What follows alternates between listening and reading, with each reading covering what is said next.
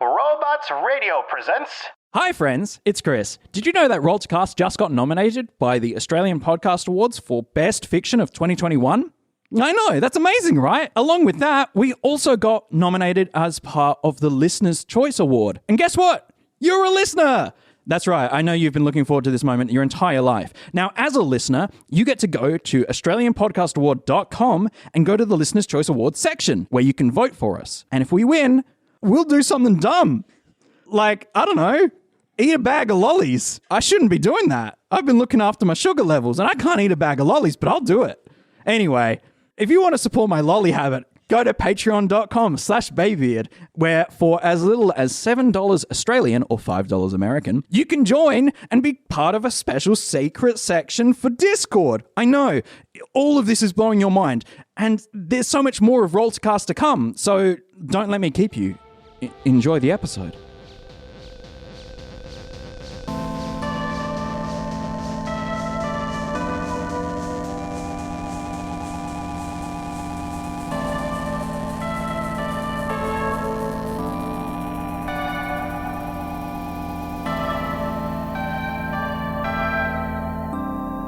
Welcome, everybody, to a fantastic episode and the finale of Kids on Bikes, A Mystery Down Under, where we get to talk about everything that just happened. Yeah. It was a lot. I, of course, am Ellen, and I've been the GM for this season. Let's throw it around to Sean. Oh, I was Sean and still am Sean, and for this season I played Dickie Morse. Very nice. Hi, I'm Chris. I played Eric. Hey, I'm Phil, and I played Jono. Jono Smith. Jono Smith. And what's your last name, Phil? Harker-Smith. Yeah, so I think we can start right off the bat there. Oopsie doopsie.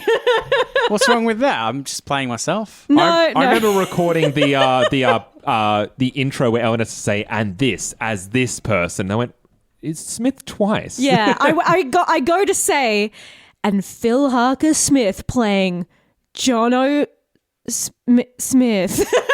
And it just really took the wind out of my sails. It's just one of those things that you don't notice until you notice it, and then you can't not notice it. Look, it's just because I'm a terrible actor, and I couldn't remember, if it wasn't my own name, I wouldn't know to respond. Right. Yeah.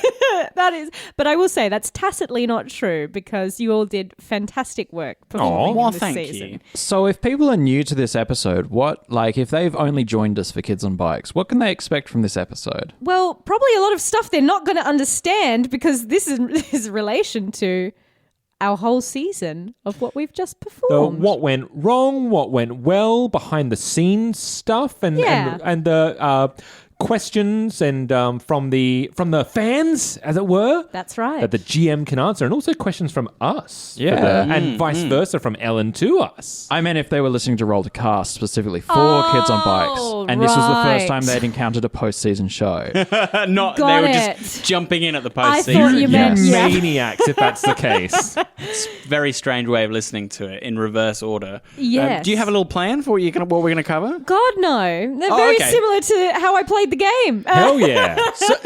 Well, let me turn it on you then. What? This is your debut. Ellen's first time. This is your debut. GMing. It is. How do you feel? How do you feel to get one under your belt? I feel very... Well, it's already done, but I still feel very nervous about it. I think I put a lot of effort into... somewhat counterintuitively, you might say, because Kids on Bikes is a very yes and improv heavy game that requires the whole kind of all the players adding into the story and building the world as you kind of go. I did not really feel confident to do that, so I did a whole bunch of prep work. Oh, there was pages upon pages. Pages upon pages as well. I really wanted to tell a specific story. And I love Australiana and Australian stories, because I think we have a pretty varied kind of cultural landscape. Our natural life is so wonderful and strange, and there's just a beautiful eeriness and excitement to Australia, and I really wanted to explore that, and I thought that would fit in nice with this kind of Steven Spielberg kids adventure genre. It's also the very first Australian. No, that's not true. No, Oh, yeah, sorry. yeah, Sorry. I know. But it's the very first, like, kind of like we really hearken into the Australian, Yeah. like Yeah. as you said, Australiana, right? It's the first Yeah. time we're really like, hey, we're Australian podcasters. Yeah. Here's an Australian story. With the exception of you in Vampire Season 2, Yeah. Sean. Going full Harker. Yeah. So Yeah, that's right. I felt incredibly nervous to do it. I still feel nervous. I'm very proud of all the work that you all did and that you all like stepped into it with such gusto. I think if I could do it all over, I would probably just give you all like more fun. Like I'd probably allow you to have more input into ground zero than I actually did, because Warrawirin was kind of my invention. Obviously, you all added embellishments and your own lovely rumors and your own NPCs and your own families and all that kind of things. But I'd be really interested into playing Kids on Bikes with you all as it kind of should be, which is okay, what town are we playing? Go, Chris. All right. Dingus. Yeah, what's the main export of this town? Go, Dongus. Phil. Yeah, I mean, I understand the instinct, and I think that'll be good. It's Did you say gooder? Gooder.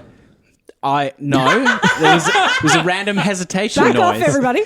Slow down. Pump the brakes. I think that would work really well around a casual table. I Yeah. think something like recording a season where you have to kind of fit it all together does require a level of kind of curation of those details. So you're wrong. It is something that it is something that we don't talk about a lot, is that a lot of these games, because obviously the whole ethos of the show is that we're playing a lot of games that people may not have heard of before. Like Yes. we stray away from D&D, which has come right into the public mainstream.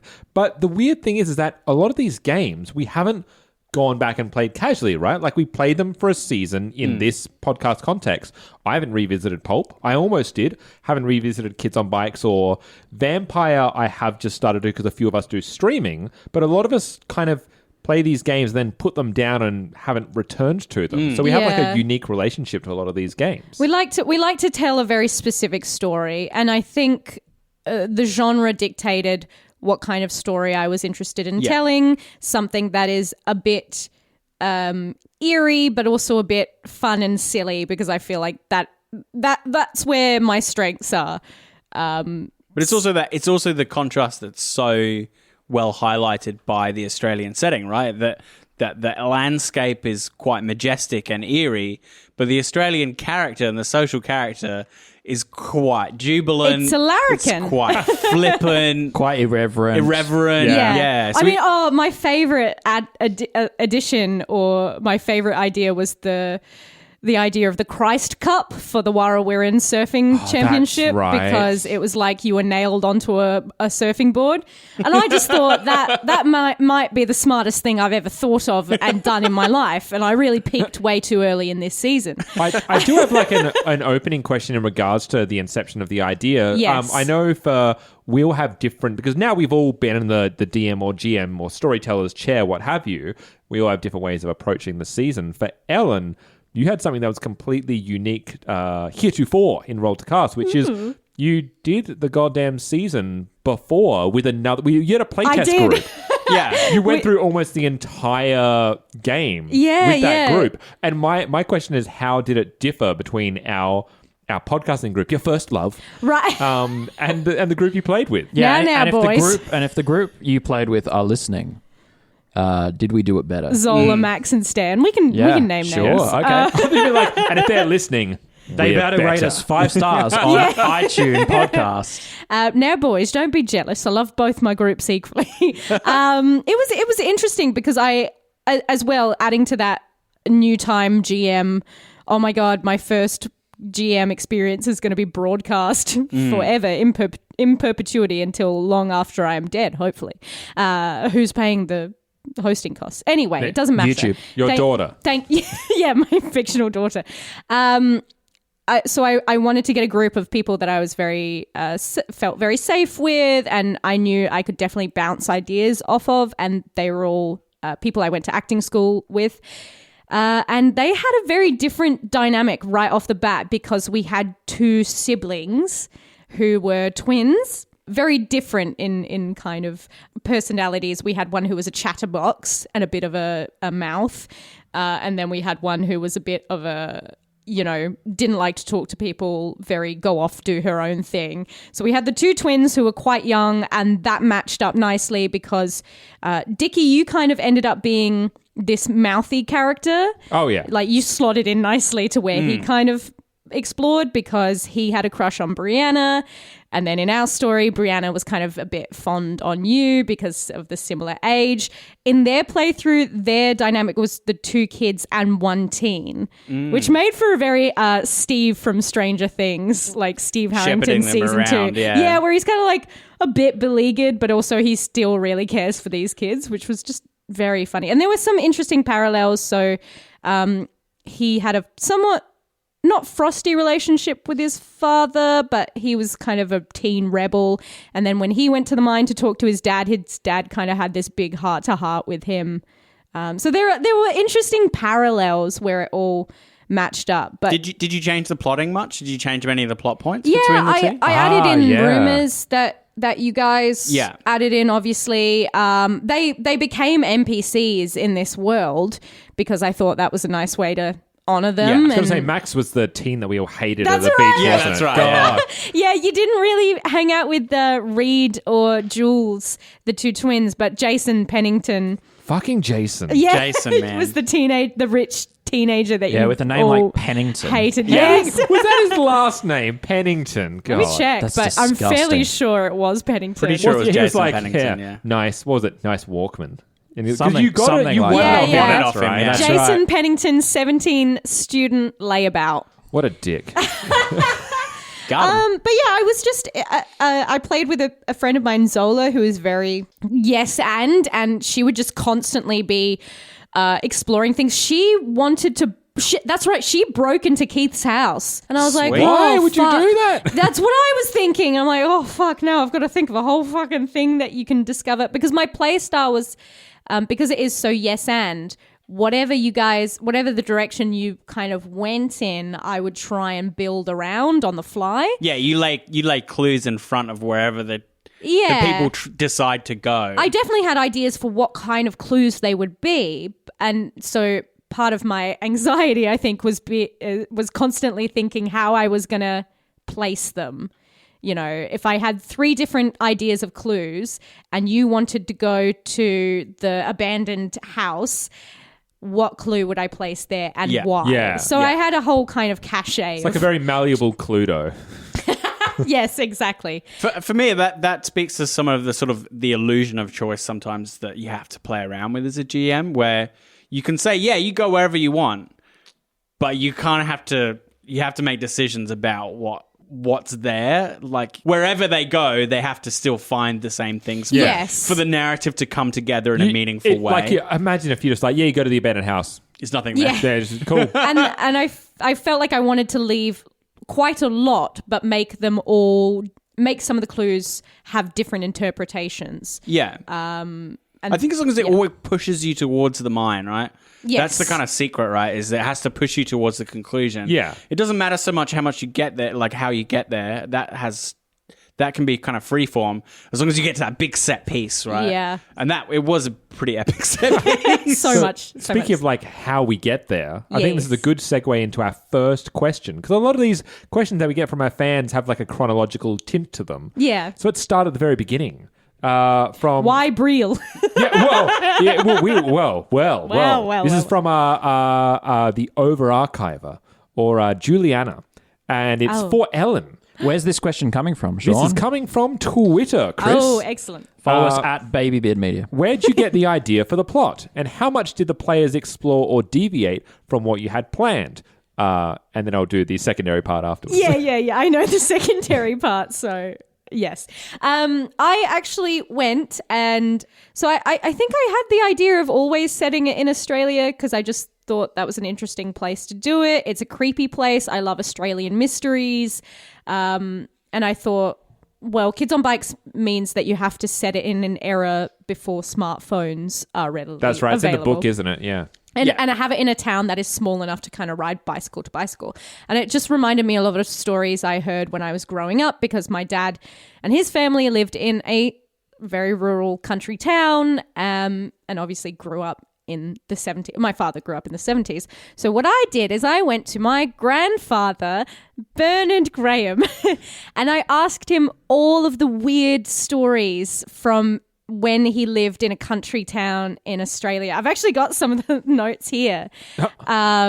And I just asked him for all the weird shit and all the spooky rumors and all the mysteries, because when I was reading Kids on Bikes, that idea of rumors to the town and spooky areas and nefarious things just really intrigued me. So I went and I asked him, and honestly, very fun thing to do, to ask your grandparents all the fucked up shit that they heard about when they were kids.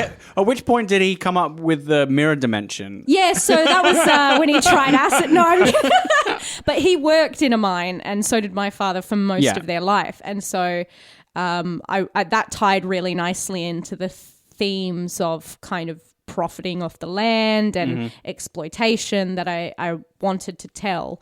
But yeah, he gave me some great shit. The camel story that I tell, where, you know, the idea is that the police station in the town is so small because it's really just one police officer, that at one point they had a camel as evidence for a murder tied up out the front. Great. That was a real story. Okay. That really happened in Lee Creek in South Australia. He also told me that there was a deserted house that was, the rumor is that the whole family died of tuberculosis. Just all these great, great stories. And I'm like, okay, Bernie, slow your roll. There's too much great shit. Gotta write all this down. Do your voiceover, Bernie, okay? Come on. Yeah, just come back and do a voiceover for us. Thank you very much. And did we take the story off the rails, or did we kind of much follow what you expected of us? Hard to say if there were rails. Right. You definitely threw me a lot of like loops, but you also threw me a lot of delicious gifts. Yeah. So because you're all much more proficient role players than I, there were moments where and just because the tone then at the table had become so yes and, or what about this, or blah, blah, blah, that then you would kind of be surreptitiously dropping hints, or like, oh, what if it was like that? I'm like, no, I'm going to steal that and yeah, do that. I did not expect you to kill all of them? All of them? I mean, I expected you to kind of maybe do a Disney death on them. But breaking someone's face was quite... Chucking him into a pit, eviscerating them with a big monster. Yeah. It was quite that was the unexpected. monster did it. Yeah. It wasn't Dickie. No, not Dickie's fault. I mean, he controlled it with his mind, but yeah. Yeah. In my head, he asked him, and the monster had its own... Like, the monster had its own volition. But I did still take 2 psychic tokens. I mean, Good. I'm sorry, they tortured children. Yeah. They're Stephen King villains of like, oh my God, you're terrible people. And I think the era of movies that this kind of is based on often have quite kind of dark episodes to them. 100%. Yeah, they're not quite so... I mean, they're like Stranger Things, which... if you listen to the interview next week, there's a very direct response. Yeah. Kids on Bikes is a very direct response to Stranger Things. Oh, yeah. Which obviously is itself a response to Stephen King and Spielberg and stuff. But Stranger Things has some really brutal, gruesome deaths in it. Bob. Yeah. Bob, yeah. And Samwise Gamgee as well. The Goonies! Yeah. Thank you very sorry. much. Yeah. Sorry, yeah. Somehow hobbits come in. It's really wild in whatever season that is. Yeah, so it doesn't feel... For me, it doesn't feel too out of tone to do that at the end. And I think I was expected... I expected it, but it was also... I was probably not ready for Eric to charge the cop, per se. Like, I kind of did expect it, but I just am not that confident in a combat scenario. And also Kids on Bikes is not a combat-heavy game. And just my weak points are spatially... trying to figure out spatially where everyone is. I am right there with you. That was my season. And I was just like, everyone's going to be frustrated, but I just don't understand where people are a lot of the time without a diagram. So that's on me. But yeah, I don't know. You're all... like I said, you were definitely exploring different avenues, but you're also throwing me lifelines Yeah. every time you did it. So yes and no.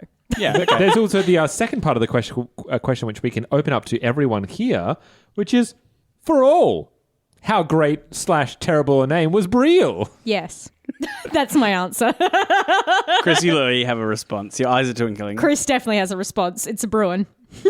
Come on, Chris. Now's the time. Come on. I hate saying this. Oh, he likes it. It's grown on me. Yes! It's grown on me. It's I think like E.T., when you hear it the first time, you're like, that's actually dumb. Brielle. That's foolish. And then you're like, nah, I track it. I get it. Yeah. I get behind it. It's funny because the fuck whole with it. reason for the name was, well, first of all, it's because a 10-year-old said it, but Yes. secondly, because that was Dickie / Sean's idea that Brielle was Brie. Yeah, had been Yes. the Like consciousness eel. had been put Yeah, into it's like, it. yeah, Brie's an eel. It's Brielle. a Yeah. Clearly. portmanteau. Yeah. Then when Yeah. we found Brielle, I was like, oh, damn. But by then it had already stuck. But that's yeah. kind of nice. The stories like that have, red herrings or cul-de-sacs where they don't figure it out instantly. They think it's one thing. Oh no, it's not. And I think that added to it a lot. Oh, yeah, 100%. Yeah. It's still fucking hilarious. Yeah, I'm kind of in the same boat. Like, you can hear my reaction in the show where I basically crack up instantly because for me it just hits that sweet spot of like, it's kind of naff, but it's perfect. Yeah. Like, it's so bad, it's good. I can't remember, It's- but it's in Stranger charming. Things, doesn't Dustin name one of the Oh, Dema the- babies something silly? Yeah. It's a very kid thing to do. Yeah, and we of totally course it rolled is. with it. Yeah. I have a question for all of y'all. Ooh. What for you was the most exciting payoff or uncovering of the mystery? Because obviously you all got to add your own rumors and certain things in there, but a lot of things unfurled throughout the series. Ooh. I really like the Leviathan. I think it's such a kind of scale of a creature, and to find out that that both Brielle and the other small creature, they're all kind of like fragments of a whole, kind of expands the scope of it in this really great way. That kind of mirrors the growing of Brielle through the season.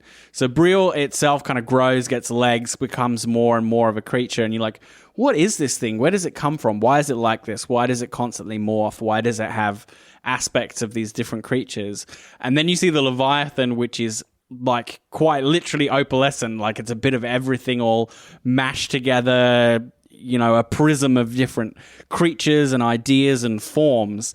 And the very fact that it fills a whole mind, that it blows my mind. The scale of it really blows my mind. And for me, that was really, I didn't expect it to get to that kind of scale. Yes. Right. And for me, that was like really mind blowing and just trying to imagine it, this colossal creature under a weird sky. For me, that was it was a great culmination. That's what I really liked. Yeah. I think for myself, this is taking your question and skewing it a little bit. 'Cause it's alright. more a payoff in terms of like what a GM will gift you in terms of rolling with things, is that when you give them a choice and the roll per se is almost astronomical, it's very unlikely that you'll succeed on it.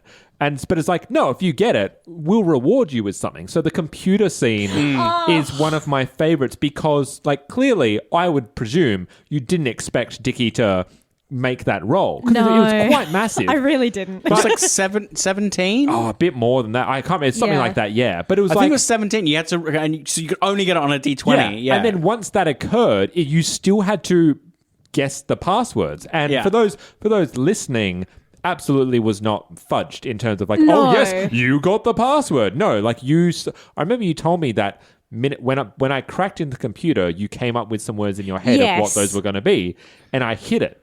And there's just that euphoria that comes from, like, it's yes-anding, but it's also paying off somebody paying attention, Yeah. and There's- giving them something. There's a great comment. I can't remember if it's from Doug or Jonathan, where they were talking about in a lot of games, dice explode maybe once, or there's a cap on kind of explosions of dice. But I think it was Jonathan who was like, "Why don't the dice just keep exploding?" Like, yeah. but it's very emblematic of that genre where the kid who is not very brawny suddenly at the end is able to lift up a car. You know, there are moments for characters who are not really that strong in that certain thing to kind of prevail due to luck and kind of will and all that kind of doodah. Yeah. Chris, did you have a My payoff? favorite payoff is the school. Like just all The kind of the fucked like office. yeah. I really enjoyed that moment, especially. I think it set the tone going forward. It's the first time we hear explicitly about how horrible the experiments are. And as someone who loves their grit and their grime, I'm a big fan of that. And they're formaldehyde or Yeah, whatever that's It right. does it is. mark a turning point, doesn't Yeah, it? yeah. It's the beginning of the crisis. It's the, you know, if we've already gone through the instigating action, we've been in the cave, we've got Brielle, we're on track. Brianna's missing. Brianna's missing. Yeah. We are now in crisis mode where things are bad. And this is the first kind of like morsel of the why. Yeah. The why everything is Yeah, happening. we're establishing a villain. We're establishing kind of stakes, and more than just one person missing, but it's a greater sense of that. And I really enjoyed the atmosphere in that space. I like, because it's an old church that's converted into Yes. a school. I like that you implemented both instances of authority. Those are very Yeah. traditional Western archetypes of authority and power, and being the villain's a man, they're very patriarchal institutes as well. So I thought that was a really nice moment in going, here's know your enemy. This is it. Yeah. It's an institution, and it was big business. It right? was the three biggest institutions that are very patriarchal and very very white, very cis, and it was the thing for me. It was the nice payoff of how I was designing the monsters, in that the monsters are the good ones, The men in the town are the monsters. Yes. These three kind of the trio, the triumvirate of Warrawiran, of Bob, Yeah, this is Bob my Dooley. favorite. Bill Woolley, and Keith Thompson. Yeah. It's not. Yeah, I did a bad there. And Bill Smith. And Bill Smith. Bill Smith, fuck yeah. me. That the things that were unknown and eerie and unusual were actually the things that were your friends and Yes, and they were being taken advantage of. exactly, and Yeah. wanted to protect you in the end. And so that was kind of my philosophy with designing Brielle. Not that I called it Brielle. You know what? Actually, that's another parallel. In the test game, they named it something stupid too. Great. I think they named it something like John. I don't know. It was something equally stupid. Ours is better. Ours is better. Yeah, Brielle is better. It's a thing that kids do, isn't it? Yeah. But yeah, and that was how because the superpowered character in Kids on Bikes is a bit vague of how you can go about it. But my idea was that the more kind you were to Brielle, the more aspects you would get. The more powerful it would be. Exactly. Yeah. Yeah, it fed on kindness. which is Yeah. quite And sweet. Vegemite. We'll And jump Vegemite. into the second question from Juliana. One more for all. What was one detail, bracket, character traits, backstory, plot threads, etc., end bracket, you wanted to explore but never got to? Oh, that is a very good one, because there are a lot. There was definitely something like I got to explore it quite a lot at the beginning, but the relationship with Jono and his sister Isabella, and him being that young provider, it was kind of set up at the beginning, and that's really nice. But it would have been cool to have it be a bit more active, like a way to protect her or something. I don't see where it fits, but it was something about him that I really liked when I was creating him. Yeah. That it wasn't like he was abandoned to look after his sister. It's just like they were just, the family's just spread really thin. And so he kind of was stepping up, and I wanted to bring that out a bit more for him. And the other thing is I kind of hinted, I kind of laid in some things that he was maybe a little bit ADHD like me. So that's why he was like restless and got into kind of trouble and stuff like that. But was generally a good person, and that didn't really come out. But that's fine as well. I think it's hard as well with in regards to Isabella, in that a responsible kid would absolutely not bring their kid sister along. So it's kind of it's the thing of having her in would be slightly counterintuitive to the character reacting in a let's drag you into danger. But I did really love the whole world building you did with making your family, with making the Smiths. I like all the characters. Yeah. Have great, have real- really interesting, realistic family lives. Yeah, Chris? Eric was gay. Uh-huh. I tried to code it as much as possible in there, but it didn't come out explicitly. It would have been cool to have like a guy kiss scene. Was he sweet on anyone? Was he sweet on? Yeah. it's sweet on John. Yeah. Hey. I did get a very intense bond from them. I was aiming for homoerotic. Yeah. Yep. Okay. I did get a very sweet vibe, but that was me as a bisexual trying to put myself in. Yeah. I think John is just oblivious at this point. Yeah. Too young to know. And Eric's probably his relationship with his father. It was touched on early, but I think I used it a little bit in that most of the male patriarchs who were the antagonists became kind of stand-ins for like his representative. father. Yeah. So that was useful, and that played into it. But I would have liked to have a I don't know, maybe a make-out scene in the school. Yeah. School church scene. I definitely Or like a pining kind of like moment. Yeah. I know that you say it wasn't explicit, but I definitely did get a very strong relationship from the two. I think I never try and read romantic relationships into characters that are, teenage or kids. Just, I don't know. I always am like, what? They don't understand. Of course kids do. They have senses of romance unless they're aromantic. But So speaking of romantic, mine would have been interesting to see just like another scene or two or follow-up with Bree and Dickie. Yeah. Just she because totes had a crush on you. yeah, man. she totes did. Yes, right. And it would have been just very cute to see where that would have gone. But of course, she had to go so that the plot could commence, and that's fine. I've made peace with that. Have you? No. Dickie has. Sean has. Okay, there we go. And the second one was just it was one of those instances where I go, this is just a backstory thing. If it gets used, great. If it doesn't, fine. Are you going to say it? No, not yet. Okay. Not that. This is a different bit. Where I mention his dad. Dickie's dad has like gone missing somewhere, and I was like, this is just a thing of if it does come into the plot, awesome. If not, it's fine. I'm not angry about it, but it would have been interesting to see where could have Dickie's dad weirdly come into the plot. Yes. Was he in the mirror world, or who knows? I think it's kind of there's something really tragic about Dickie that he has this fantasy that he's got this really epic reason for going missing. And the reality it doesn't really matter what the reality is, but it's most likely a lot more sordid than that. That's exactly a lot right. more grounded. And the tragedy is no one being able to just go like, yeah, Dickie, your dad just off left with your mum. Yeah, Yeah. just Your ran dad's off a with some deadbeat, sorry. Yeah, Yeah. sorry, man. Yeah. He's got a new family up the top end, so I'm really sorry. He's gone to Nimbin. Yeah. To our international listeners, the top end is the top end of Australia. Yes. Yeah. Thanks, To Chris. Antarctica.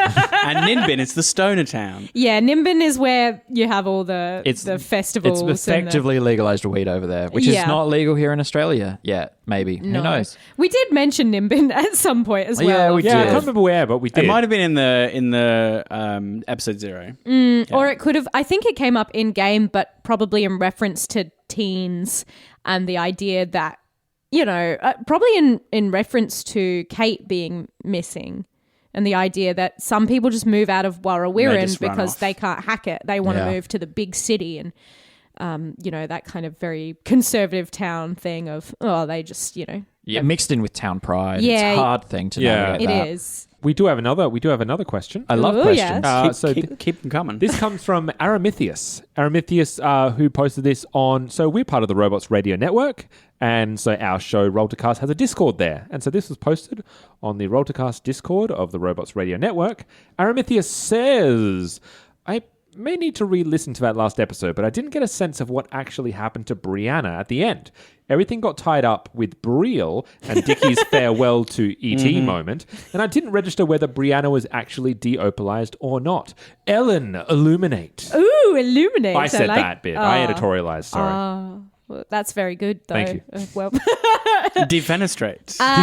yes, I can understand why that would be hard to keep track of. Honestly, in that whole climax, I was finding it hard to keep track of. There's a lot of us. Where everyone was, because not only did we have our 3-player characters, we had Kate, we had Brianna, we had Levi, we had Brielle.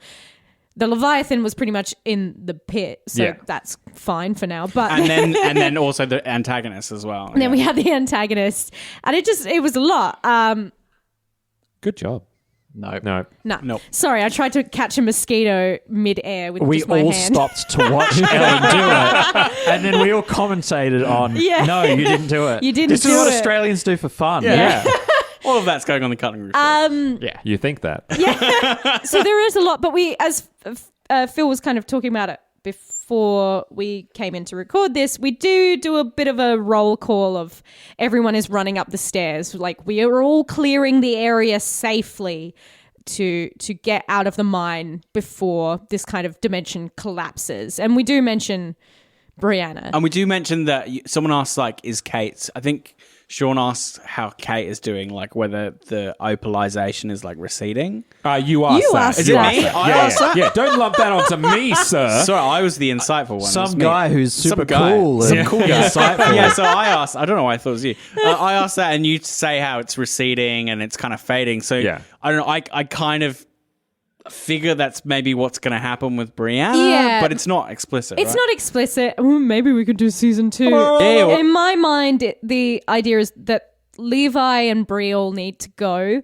The connection needs to be severed so that the other dimension, so that the natural world can try and heal. And that tie would slowly fade because obviously it was a bond. This kind of psychic bond to connection, the children was instigated and controlled by the patriarchs of the town in the children. And so now that Brianna is separated from Levi, that would kind of slowly fade. I like the first time that Bree gets reunited with her mum, she's still got that ethereal voice. Yeah. Hi. So, oh my God, what happened? It's puberty. You shine a Yeah. light on her and it just like casts Yeah. opalized shadows on behind her. Oh my God, she could like, chew gum and swallow it, and you see it like head down the esophagus. She's like your own Strepsil ad. So I have a follow-up question. Yes. So I understand that they're using the creature's power to like create iron ore in our dimension so they can keep the mine going. Yeah. What is their end goal with what they're doing to the kids? Is it just literally just working out what the hell they can do with the power, and they're just trying things out? Obviously, mind control has its own rewards, right? But was there did you think of like a more kind of focused goal for them, or was it meant to be left to our imagination? It was kind of meant to be left to your imaginations. Yeah, I that's did cool. also feed in with the history and kind of setting that at this time there is conscription for the Vietnam War. Yeah. Whether the town is trying to, emulate creating soldiers or vice versa, protect their children from needing to go off. I kind of just wanted to leave that vague because I don't think that... I think they were still playing around in the idea. They had only had one instance of it working Yes. at that point. Yes, that's right. And that was Yeah. Brianna. So yeah, I don't know. What do you guys think? I mean, I was just going to say, I think it's cool that it's just kind of a generalized nefariousness, and you can see that they're just kind of like, ooh, what can we do with these subjects? And that itself is kind of is even worse because they have no regard for, they have this no goal. They're just like, oh well, we've managed to do some good things with this. Let's just keep trying things with no regard to the consequences, and that just feels like really dangerous and irresponsible. It's also that thing of like what you come up with in your head is far worse than exactly, anything that it exactly. might actually be. So Yeah. Oh, look, my question to all of you is, what is your favorite moment from this season?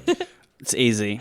Oh, it's easy. Is Easy. It? It's easy. Like What a is it Sunday then? morning? Sticky in a barrel. Come on, guys. Come on, guys. Sticky in a barrel. Come on, it's obvious. Which Come on. came from Chris, by the way. It's Dicky in a barrel. Yeah. Sticky in a barrel. Came gotta be from Dicky Chris. in a barrel. That was Chris's idea. Why is that a surprise? Dicky in a barrel. And like the payoff when like Bill comes in the lift and we're all like, hi, and then he pops out of the barrel. You come out of the barrel to say hi. Oh, it's genius. I I love should it. have. You know what I should have done? I should have just had Bill faint. That would have been very genre like. Yeah, it's pretty genre. Yeah. Double take and then faint. But I wanted the heartwarming stuff, so And too right. too bloody right, mate. So that's my pick. Yeah. Yes. You can both pick the same No, moment. It's a great- honestly, it's my pick as well. It's a great pick. Dicky in a Dicky in a barrel. You know what? I think mine's the whole goddamn Vegemite debacle. Finding the Stealing? Vegemite Oh, right. sandwich, Yeah. stealing it, Yeah. feeding it to Brielle. Yeah. It actually cures Brielle of shit. I'm so glad that happened because in the book with the superpowered character, when it uses its powers, it uses up psychic energy, and if it goes disastrously or if it doesn't go right and they need to push it, then it causes them a bit of health. And we had that with the car and Brielle exploding the cop's car. And I was wondering if you were going to help Brielle recover in somehow, but it was kind of hard because obviously you need to keep going. You need to get to the mine. There's kind of no time to stop and rest. So finding the sandwich and having Brielle eat it was just like my little eureka moment of, oh fuck, they can heal, they eat can the help, Vegemite. they can help Brielle recover some psychic energy tokens. I actually- for with an later. Australian icon as well. Yeah, it's I pretty think special. my actual favorite moment, thinking about it, is definitely the confrontation between Keith and Eric. Because it's at that moment that I was like, yeah.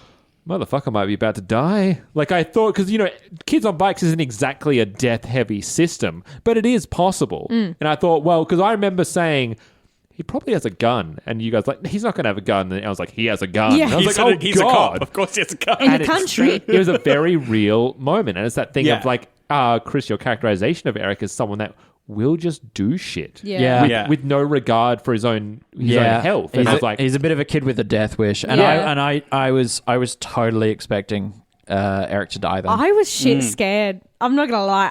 I was very nervous because it's a big possibility that is hanging in the air, but then also where does that take the story? You know, obviously it would take it in an interesting way, as all kind of additions and yes andings do. Yeah. But well, how Jono and Dickie... No more and after that if you wow, can.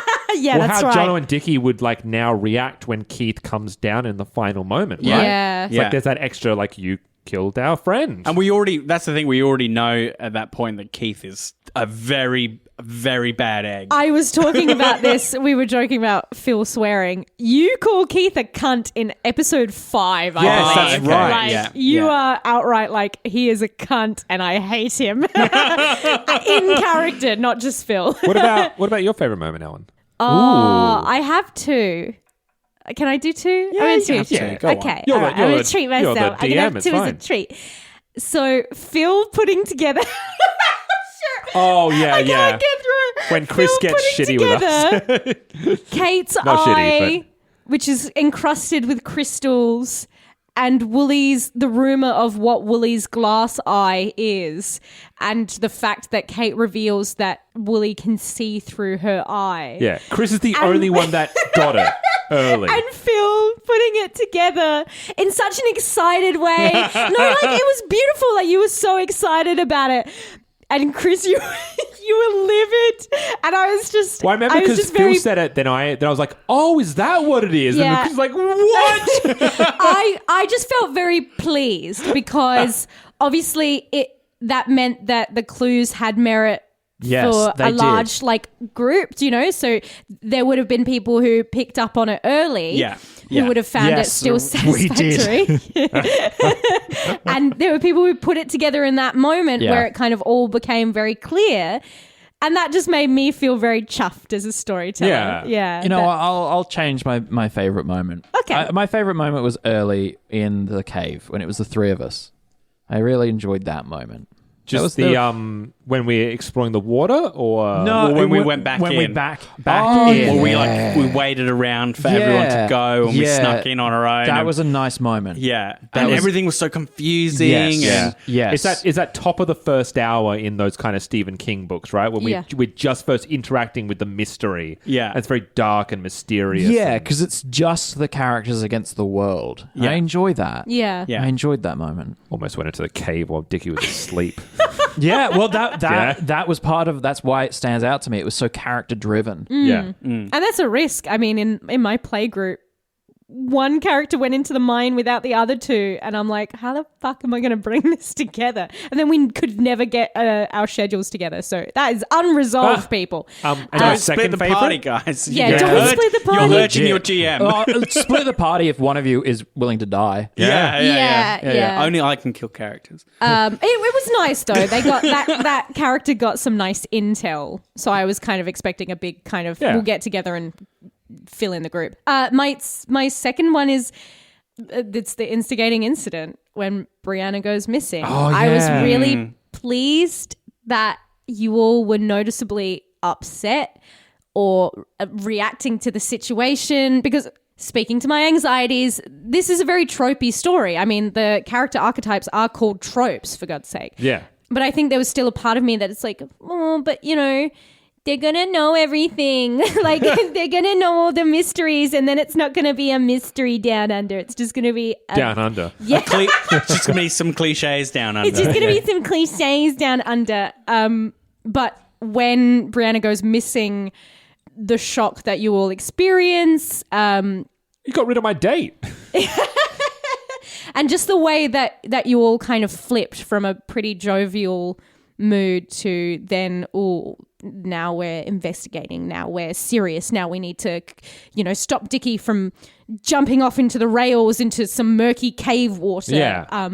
I really just appreciated how that went down. It really felt like we kind of earned it by that point. I think, you know, the kind of the preamble, the opening act, the exposition kind of section of the story is fairly long in this one compared to some other ones, but it's all so fun and it really sets the stage for our characters, such to the point where that incident does happen that it feels so much more satisfying for us all to change modes, right? And for us all to be like, oh, here's the other side of our characters. I think those two things go hand in hand, I think. And I liked her disappearance because it was so... The environment that it happens in is very confusing and claustrophobic, and everyone has to sort of go in and go out and head count. And to me, it was a very kind of effective way to have someone just kind of vanish, and think that's what made me respond to it so strongly. Yeah. I think if anyone's ever been cave exploring before, even in a touristy one, there is that very real fear that you could just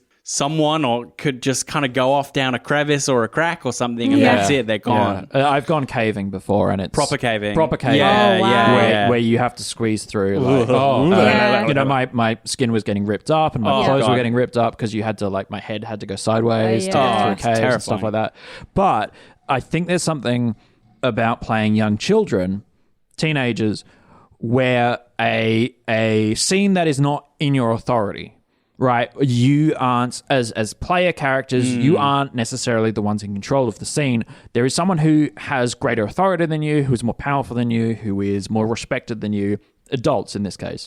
They aren't sure what the answer is, and they're scared. And so if you've earned that power dynamic, then your characters are quite concerned and quite scared. It's like if the king receives, you're playing a D&D game or whatever, and the king receives some news and he's scared, you're like, oh fuck, We need to be scared. Yeah. what's going on? Yeah. Especially that Yeah. it's D, you know, who is the Up until this point, expert on the cave, being and very strong-willed and Yeah. clear about what they understand, and they have a great deal of authority in this space. Yeah. also I know D and Brianna. All right, maybe I can work on being Names. better name, but also it's I was talking to Sean about this. It is realistic to have a whole bunch of Australians. Can we just do a season where everyone has the same name? Because there are 20 Steves in the town. But I was like, it is realistic in an Australian country town of that time period to have a whole bunch of Bills, Bobs, Bruce, that kind of that naming convention. Yeah. It's realistic, but that doesn't mean it's good. and it doesn't mean it's easy for people listening to it, even if you made the story. So that's on me. I'll take that. I'll wear that, and I will get better at naming. I have a final question. Yeah. For Phil and Chris especially. Because I know both of you, I'm pretty sure, didn't reveal certain things that were on your sheet, and I know especially one of them is it's for Chris because that's when Eric always touches the back of his neck.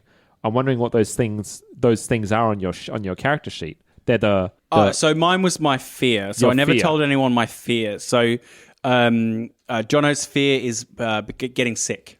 Because his mother died of a severe illness back in England, so he was very, very scared of getting sick and being catching something essentially. Right, that was his deepest fear. And that comes into play in the cave, doesn't it? Yeah, there's a little bit of worry that he'll get contaminated by something, and he's a little bit scared in that moment. Yeah, but it never came out to the forefront. Oh God, especially because this was another thing that I learned from talking to my papa Bernie. In the town that he lived in, there was no doctor. They had a nurse in the other town that would you would go to if you had an emergency. Yeah. But for big issues, you were fucked. Like that's it. You had a nurse in the other town, and the other town is still an hour away. The Royal Flying Doctor Service. This was the 70s, and I when think he it's was, around and there, when wasn't he, it? and Yeah, when it's he hard, was, it's still, yeah. But when he was growing up. Like, it was the 50s, it was the 40s, it was the 50s, So, like, I wasn't able to talk to any of my dad's kind of generation, but I talked to my grandfather since he would have had children growing up in that time. But yeah, you were incredibly isolated, and the fear of, oh God, like if something terrible happened, you would just have to rely on your wits and the rest of the town to kind of try and help you. Yeah. But yeah, that's So totally justifiable fear. Mechanically in the game, if you face your fear, you have to spend adversity tokens to even attempt rolls in the face of it. Yeah. But never kind of explicitly came up against that fear. And I kind of I don't think it's something Jono would talk about because it's how he lost his mum back in the UK. This is why I wanted to keep it secret, just in case it did become a plot point. Yeah. In case that fear would be realized. I'm totally happy that it didn't, but that was the part that was hidden from about Jono. Yeah, Chris. Eric was just nervous. He was just it's just an anxious affectation. Yeah. Are you saying it was just a physical choice that I was like, how do I convey nervousness in moments where my character won't talk? I'll just rub the back of my neck. It totally read for me. Are you saying that Eric doesn't have a tiny opal at the... He's got a secret tattoo. Secret Brielle. Eric was Brielle. It's where his father controls him with a mind control chip or something. Oh, yeah. There And you then go. he has to fight. Yeah. Season 2, baby. Used to punch a hole through the honestly, moon. he was just a nervous guy who was scared of his dad and wanted to run away from the town. Yeah. I hated playing your dad.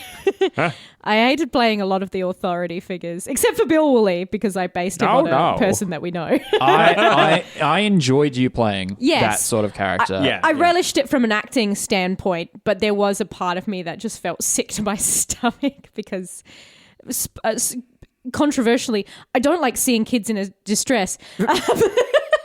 I know, call me a bad guy. Both my flaw and what's the other one? You have your fear. flaw. You have a fear. All characters have a fear. Am I correct? It's been a while since I played the game. You have traits, fears, and flaws. Yes. You have fears, hobbies, flaws, and then description. Yeah. So all of that I made explicitly known. So I didn't keep anything, but I had an Easter egg that Ellen knew about from creation, and I honestly thought the two of you would pick up on it immediately, but no one has, and no one. And it's been driving Sean insane ever since. None of the listeners has either. But that's all we have time for. So I'm afraid.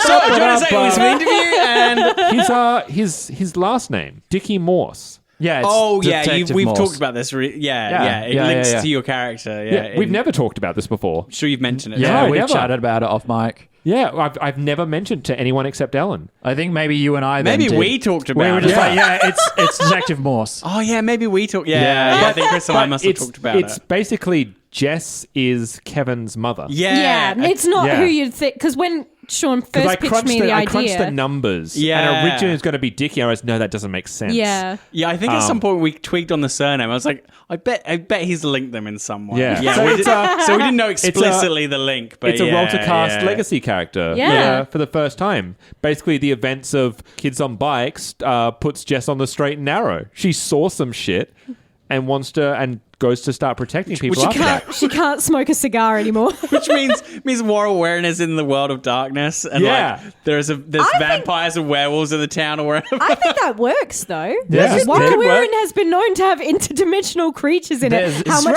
very It's There's a Yeah. spirit world. There's an abyss. I can Yeah. make that work. How much Yeah. weirder could vampires and werewolves be? Honestly, Oh, that's true. Yeah. yeah. Vampires, yes, but Briel? That's a mage setting waiting to happen. Yeah, Yeah. An opal leviathan from the mirror dimension. Yeah, I can make that happen. You're Yeah. free to use any notes that you wish, Just Chris. If you want to smash make the that mechanics happen. of vampire and KOB Why together. not? Two good tastes that taste great together. You know, No. Shout out to opals. Opals are great. opals are. Hey, Opals are can we great. just get a quick shout out to Opals? Thanks, everyone. Shout out to opals, guys. We are not sponsored by Opal, but we would Smilers in love the to chat. be. Hashtag Opals. Get I- them while they're hot. There was a very Australian thing. Yeah, Well, yeah. well, yeah. it's- I mean, I Decidedly Australian. went up Yeah. to Coober Pedy not that long ago. This big opal mining town. But yeah, they're beautiful stones and the way that you can opalize things. And yeah, it was just rife for opportunities. In our other role playing game, we're using Opals as well. Yeah. Oh, yeah. Maybe Hey. you and I are more similar than we like to admit, Chris. Yeah, I don't know. We're two versions of the same coin. Yeah. You're the dark macabre light one, and I'm the dark macabre Dark one. dark one. There you go. You're happy to talk about murder podcasts. Yes. I'm sad to talk about murder. Spoopy and spooky. Oh, that's perfect. There you go. Which one's which? that's- You'll never know. That needs to be a t-shirt. So I feel like we're slowly coming to the conclusion of this episode. Yes. Is there anything else, Ellen, you'd like to talk about in terms of KOB before we have a bit of a reveal of what's happening next season? A breveal. I tried. No, That was I not don't. good. I don't think so. Thanks. I just would like to again thank you all so much for not, say bearing with me. That sounds quite negative, but for supporting me Yeah, there you go. for my first proper time finishing a game as a GM and doing it live. You were all incredibly wonderful players, and your additions and your advice really did help. And I'm looking forward to kind of learning and growing even more. So It's kind of that's- a testament to what people are saying online. It doesn't seem like your first time GMing whatsoever. Really? Yeah. I do resolve to it's better to not say anything and use the time to think than say kinda, because I'm fucking sick of myself saying it's kind of because that's just me buying time to think. It's part. We've It's all got nature. our- It's the nature of the beast. Listening to Yeah. yourself talk regularly. You're We've just all like, got our "What?" things. Yeah. But well done, that's- honestly. Yeah, no, Sincerely, thank you. well done. You did an Congratulations! awesome job. Congratulations! Thank Very you. good. So that's all I'd like to say, and I would like to hand it over to Okay, so Ellen, you're fired. Phil, Hello. you've got the job. What are you doing now as the GM for us next season? So yes, I'm doing my third season for Roltercast. I've been given the nod by my colleagues here, and very shortly you'll see us tackle The Witcher TTRPG. That is again by Artel Saurian Games, friends of the pod. Friends of the pod. by Pondsmith and Pondsmith. So we're doing a little adventure of my devising called The Blood-Soaked Rose.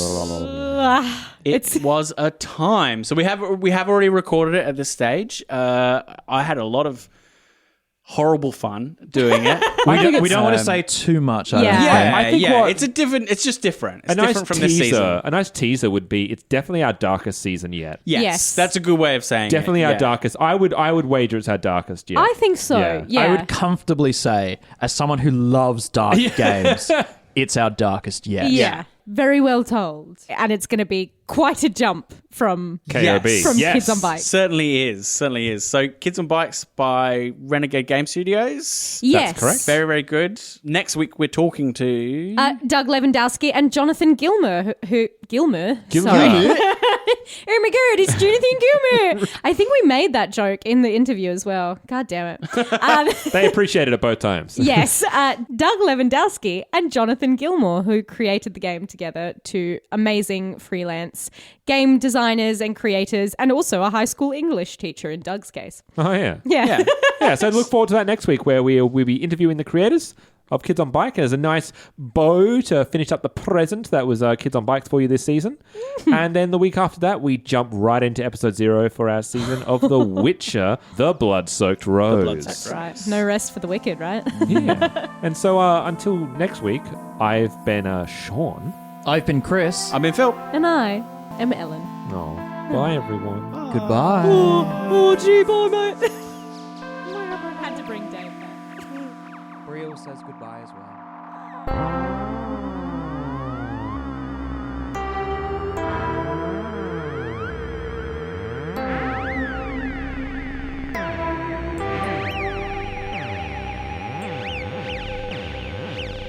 Roll to Cast Mystery Down Under is a Baby Beard media production.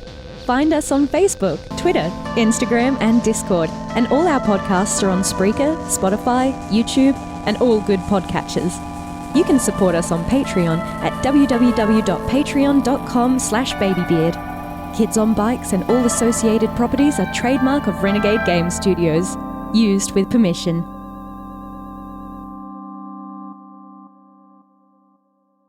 You've been listening to a Robots Radio podcast. Smart shows for interesting people. Check out all the shows at robotsradio.net. My name is Brian Burton. It's been 26 years since the bombs fell. And since I've left the vault, I've been trying to rebuild. This isn't the Appalachia that I remember.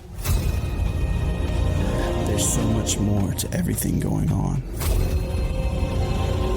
And I promise to find the answer. So if you're out there, if you're listening, just hone in on these coordinates.